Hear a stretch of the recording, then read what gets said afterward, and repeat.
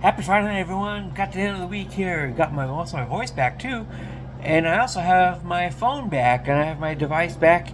The old one, the battery was just draining constantly, and the charger port was not working. It was obviously very seriously broken. And so here I am on Friday night with the new device and with a new episode. And what I want to talk about tonight in the Simpademic is this: why do I root for other people's relationships to succeed?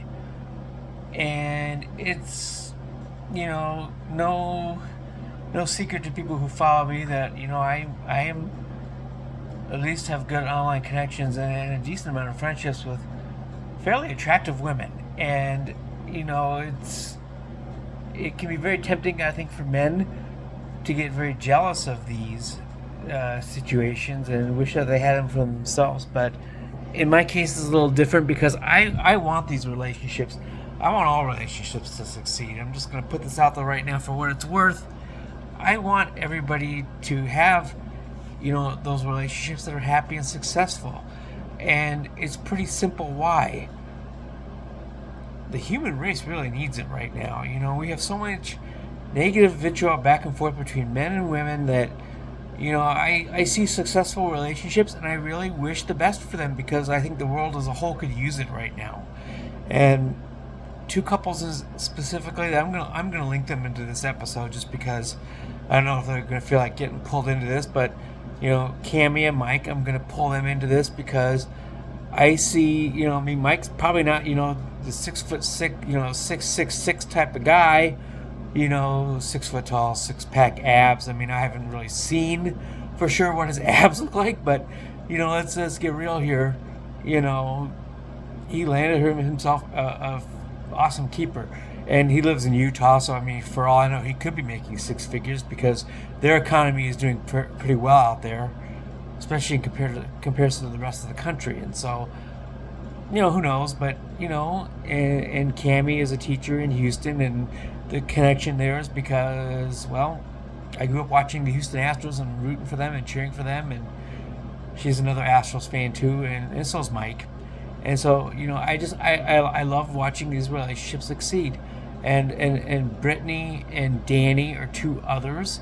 I'm gonna also tag them into this episode. And I did start following Brittany because I thought she was kind of cute. But hey, but Danny actually really got my attention because I live in Minnesota, and he was talking. He does sports content on social media and does some hosting on more traditional media types as well. And Danny was talking about how during the Minnesota Timberwolves run to the Western Conference Finals last year, that this fan base has been so short for so long, and that we basically deserved to enjoy this. And I was just he got my attention with that one, that was for sure, because it was so heartwarming to see somebody else in a different city, in his case Cleveland, say something like this. And of course, and if you follow him long enough, you'll know that he did used to be here for a time as well. So that's why that's why I know that his statement about the Timberwolves and the fan base here was genuine. And so I absolutely root for their relationship to succeed as well. Mostly because they're just good people in general, and I really appreciate some of those takes, and I want to see good people always succeed in their relationships. Because again, with all this MGTOW and passport bros crap going on, and the 4B movement, etc., all that garbage going on out there, all this toxic attitude that men and women have towards each other, to see couples succeed just really warms my heart. And someday mine will come, and I think God has someone lined up for me. But I'm pretty specific on that one, and the reason why that one's going to work is because, as I've shared before with many of you on this channel, I'm a complicated, complex person who has been through enough adversity, probably for somebody who's 80 or 90, and even my own manager at work agrees with that statement. And I mean, life has thrown so much at me, and I've had a tremendous amount of faith in all of this. But the other thing about being complex and complicated is, as I mentioned in a sermon recently at my church, we receive the least amount of grace of anybody else on the planet, particularly as a group, because it's very difficult for people to understand us and some of the trials and tribulations and travails that we have been through and the complicated steps that we've had to take to win over those. And this woman in my particular case is going to be of similar background. I can't say she's any better or any worse, because trying to compare two people with complicated histories and saying which one is better and which one is worse is kind of a fool's errand. And even if you think that you have the worst story of all, there's always going to be somebody out there that can top you anyway. I've mentioned before that, I believe in my particular case, it's the veterans of major wars, international conflicts. Three that I think of in specific are World War II, Korea, and Vietnam.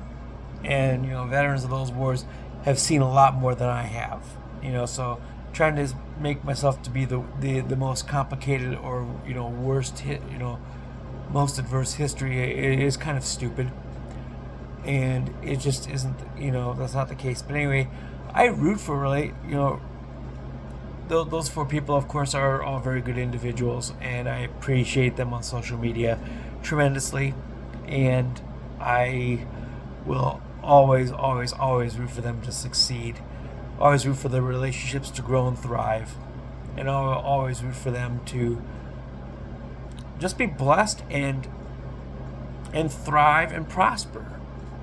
Because I like to see good people thrive and prosper. I think the world just needs more of those types of stories. I appreciate anytime I see them, and I'm very thankful to even get to share that in a little bit of a distant way. Whether those, in Minnesota, whether those relationships are happening in Cleveland or in Houston, and so that is basically my take for tonight. I will have a little bit more for tomorrow. I have something else that I've come up that's on the back of my head, or back of my hand, I don't know, either way, it's back there. And so anyway, Jason would end the Simpademic. Enjoy your Friday night. Don't do anything stupid. Don't drink and drive. Call that Uber, call that cab. And you folks have a splendid weekend. Peace out, homies.